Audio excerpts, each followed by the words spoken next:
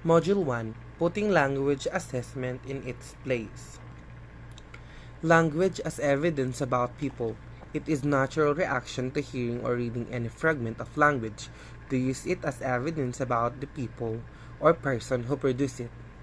When we speak on the phone or telephone or people whom we have not met, we may use the sounds of their voice, its accent, and pitch to give us clues about whether they are native speakers of our language, which region they came from, their gender, age, social class, and profession, and their mood and attitudes. It seems that we can't help forming an opinion about people according to the kind of language they produce. In Britain, surveys of customers of telephone call centers investigating attitudes towards accent shows that British people tend to associate American accents with high level of success, Scottish accents with trustworthiness, and the accent of people who came from the large cities such as London, Liverpool, and Birmingham with low levels of both.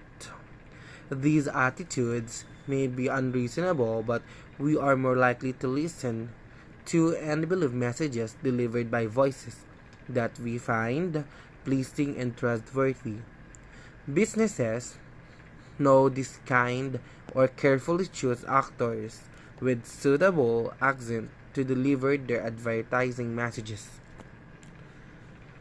If we receive a letter or email from someone, we base similar judgment on their choice of words and written style. We may even begin to form ideas about their appearance and personality.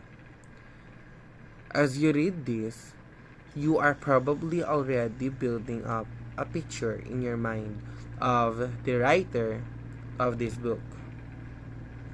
When you do this kind of thing, you are using the language that a person produces to make inferences or draw conclusions about them. Linguistic evidence can sometimes be used quite formally to give insights into a person's identity or personality. Expert in, for, expert in forensic linguistics often try to establish where a suspect comes from by studying his or her accent or speech patterns. Sometimes employers look at the size and shape of job applicants' handwriting because this is supposed to give insights into their personalities. However, this kind of interference about people's regional origins or characteristics are not usually what is implied by the term language assessment.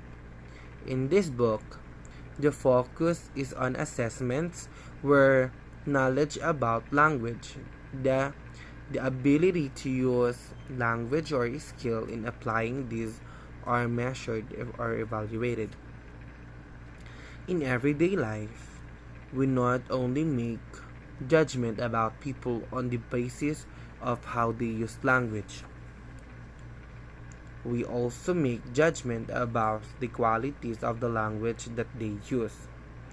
We notice when they make grammatical errors or choose an inappropriate word, when they appear impolite or overly formal, when they are very hesitant, when they are being unclear or imprecise, or, in the other hand, when they seem to express their ideas particularly well. We also judge our own use of language as we speak or write. We monitor and correct ourselves.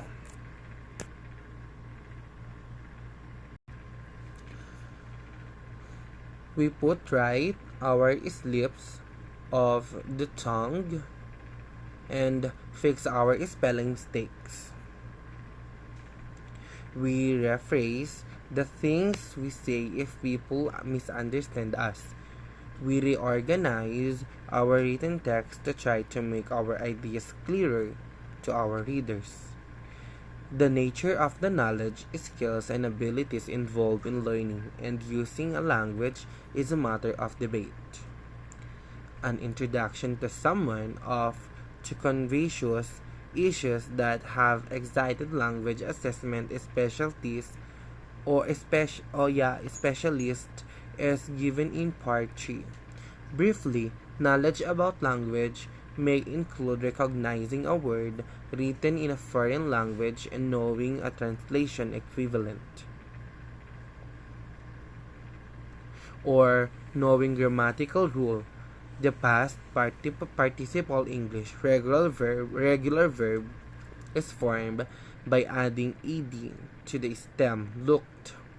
For example, looked. Or knowing pragmatic convention. For example, is more circumstances, how are you?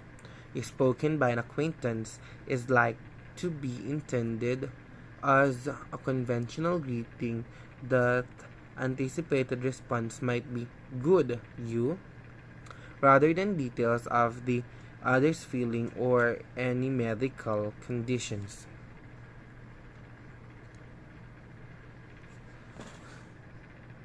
A distinction is often made in language education following Himes between knowledge and of the rules governing language as a system and the ability to actually use language in unrehearsed interaction. Learning may know a good deal about a language, but be unable to access the word or phrases they know in the course of conversation, or be unable to pronounce them accurately. Conversely, many people are able to communicate effectively in a wide range of situations with little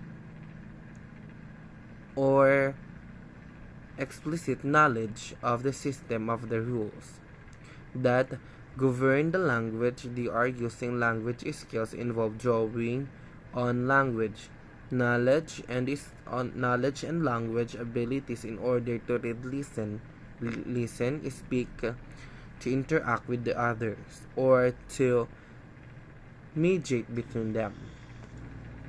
The evidence we have of a person using a language may be very limited.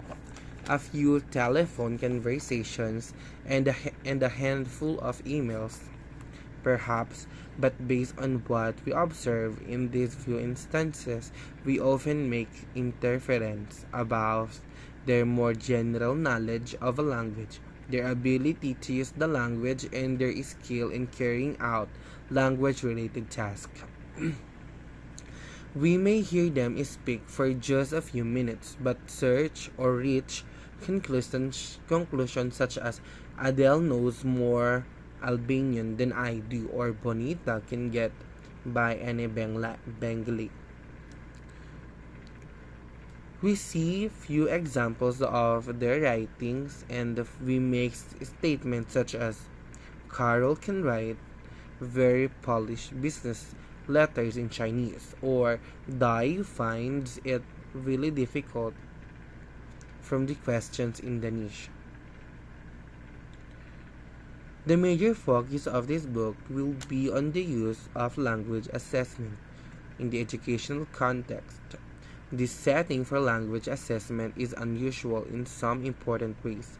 Firstly, language teachers, unlike most of us, are actually expected to voice their judgment about other people's language use and generally rewarded, rather than for pointing out and correcting errors.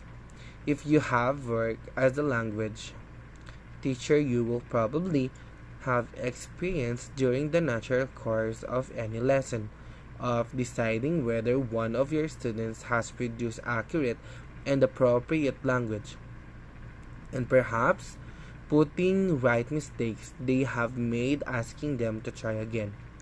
You have probably asked them to read or listen to text in the foreign language, then ask them questions about it to check understanding, as I define language assessment in this book. Examples can range from informal classroom activities to well-known national and international language tests. So here is example definition. Language assessment involves obtaining evidence in informed inference about a person's language-related knowledge, skills, or abilities. The evidence comes from the performance of the task that involve the use of language.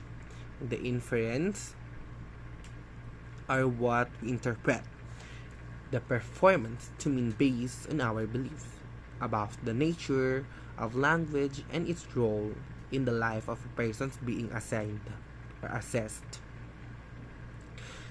The inference we make about assesses the term I will use in this book for the people being assessed are generally used to form decisions that can range in magnitude from whether it would be better them to use another comma in a sentence or practice saying a certain phrase again, so whether they should be given a job or permitted to make their home in a certain country. In language education, teacher training programs tend to give assessment rather little attention. Assessment is often the topic of just a few sessions, apparently an issue of a little direct concern to the teacher, perhaps better left to expert specialist. On the other hand, it sometimes seems to take an overriding importance in the lives of teachers and learners.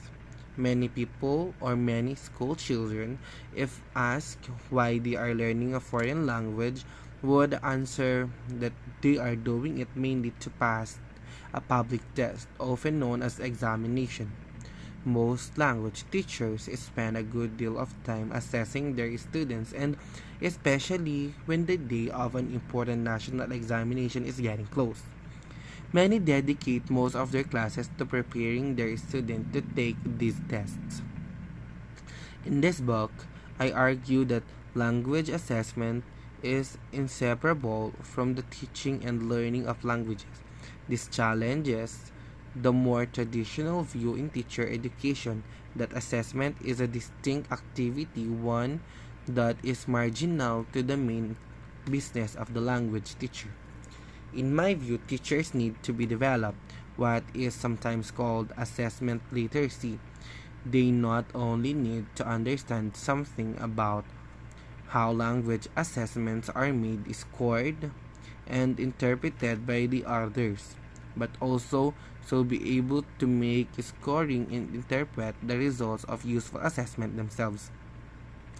Experience suggests that low levels of assessment literacy can lead to bad educational decisions and teaching and learning that are less effective than they could be.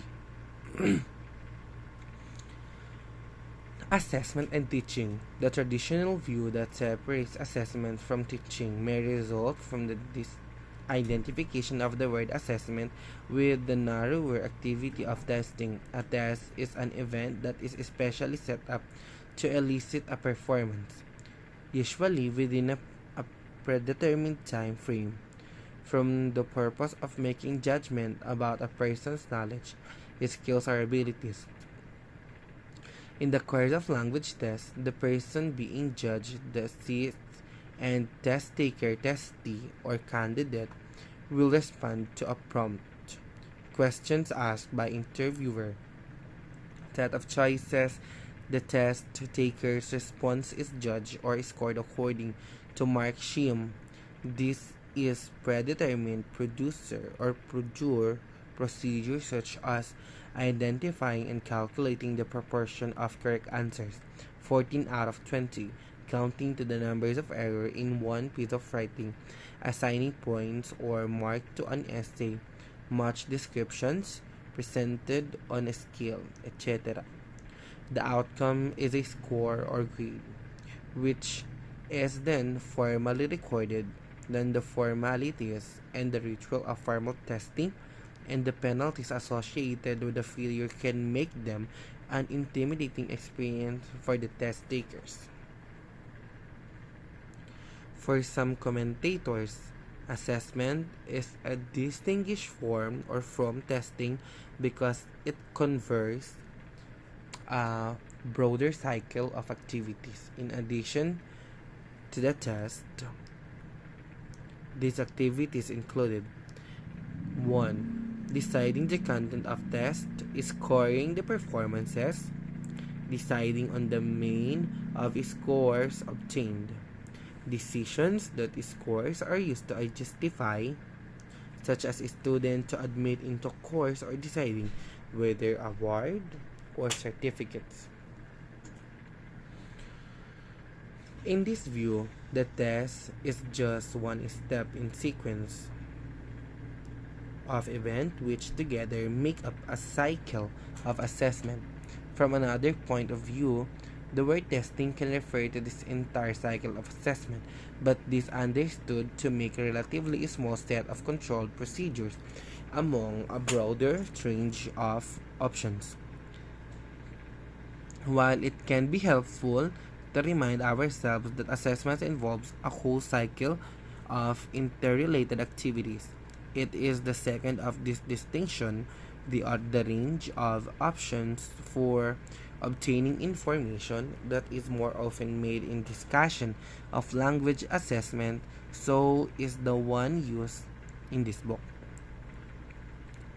In contrast to tests, other forms of assessment may involve such as activities as informal questioning in class by teachers, semi-formal exercise and quizzes carried out in class, learning reflecting on their own language, self-assessment, learning judging each other's performance, peer assessments, the collection of samples of language that have not been elicited according to any fixed or formal plan.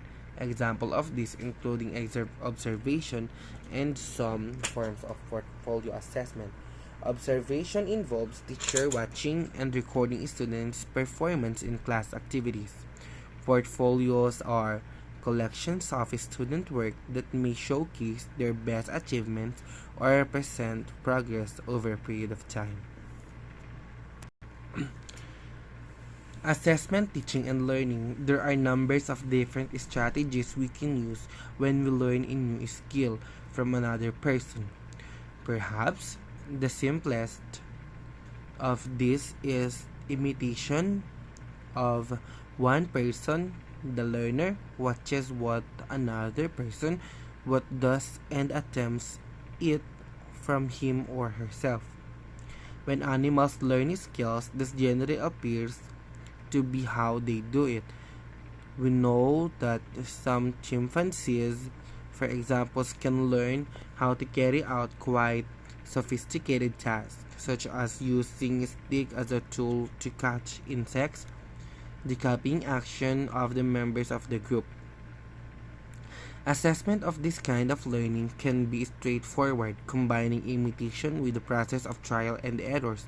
Learners either succeed in accomplishing the task or repeatedly fail eventually and give up. Although it is possible to build knowledge by observing and copying, imitation alone is limited of opposing on skills, and the more complex the skills, the less effective imitation seems to be. When learning language, I can try to imitate the sounds that speakers that language make to memorize word grammatical patterns, but that is not likely to be enough to enable me to communicate effectively. In order to teach, people need both understand that others can't do what they themselves can do, and to motivate to pass on their own knowledge.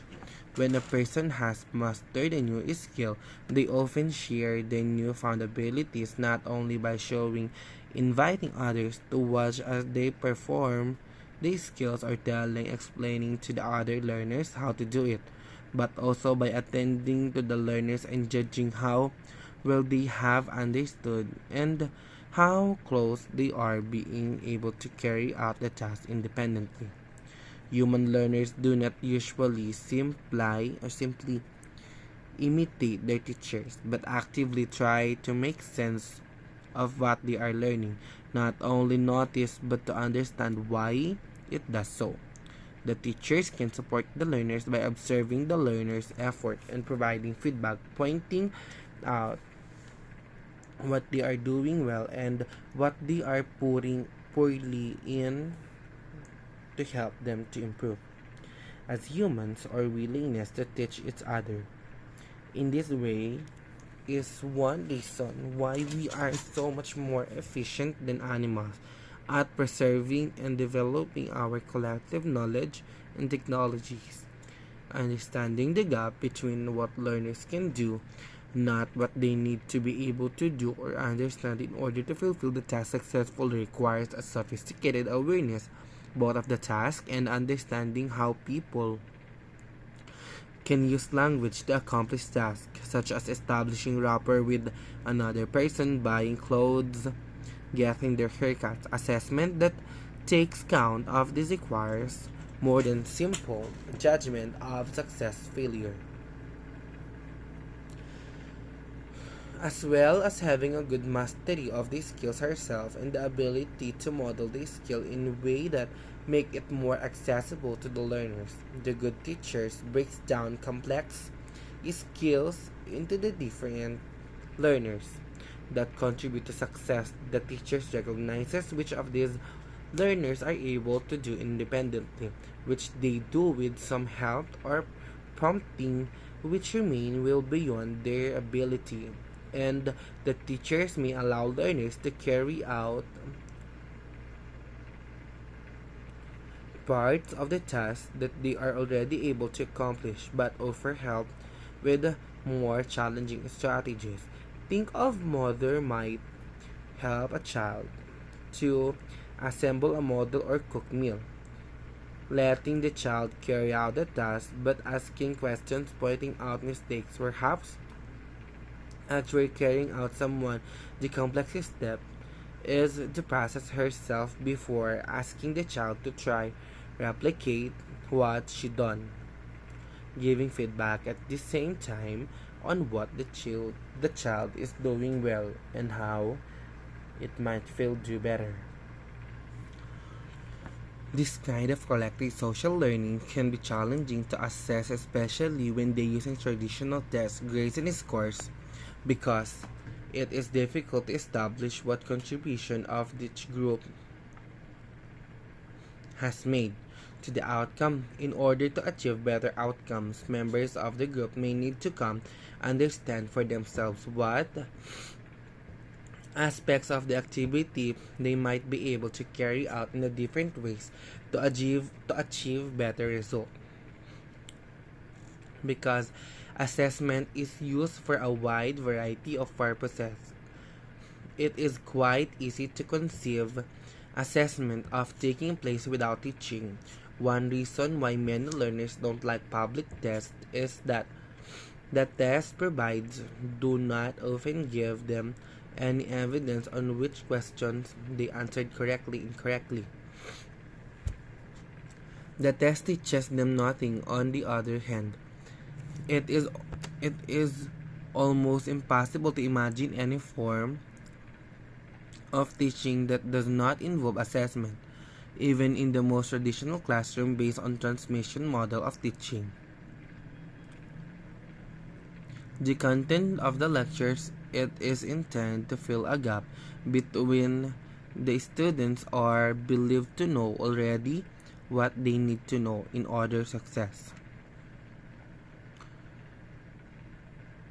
To be really effective as a teachers, we need to find effective ways of assessing learners.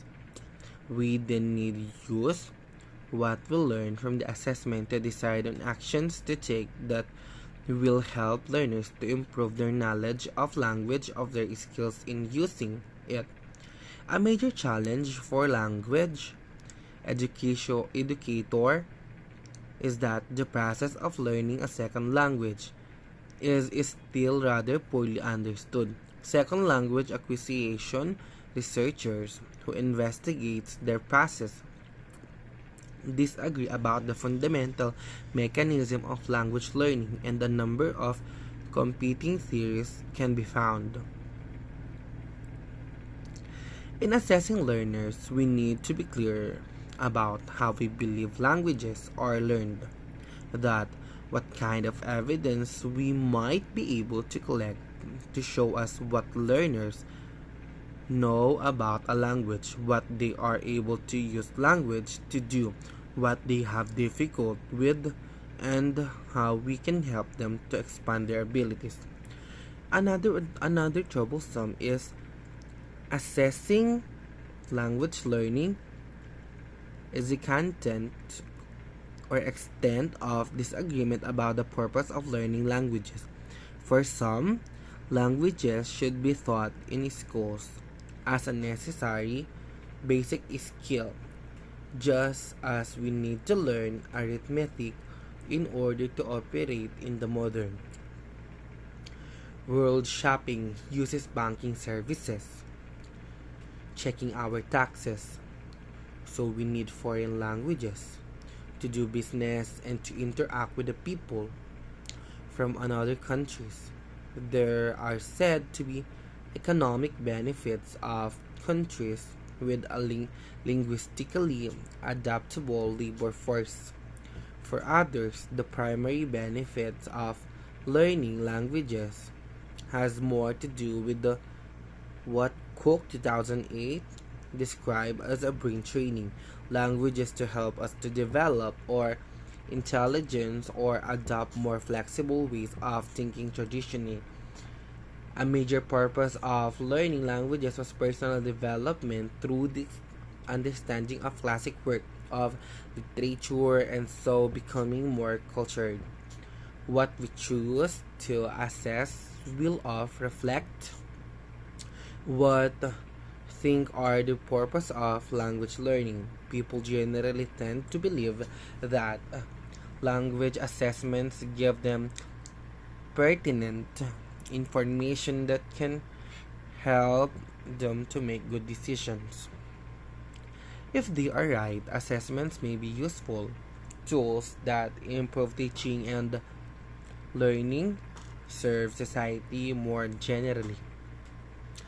On the other hand, a lack of assessment information for information from badly conceived assessment or even poorly understood information from well-conceived assessments may lead to regrettable decisions. Teaching and learning will suffer. Able people will be denied opportunities, and society will experience the negative effects. It is important that we carry out language assessment as well as we can use the result in well-informed manner. That's all. Thank you.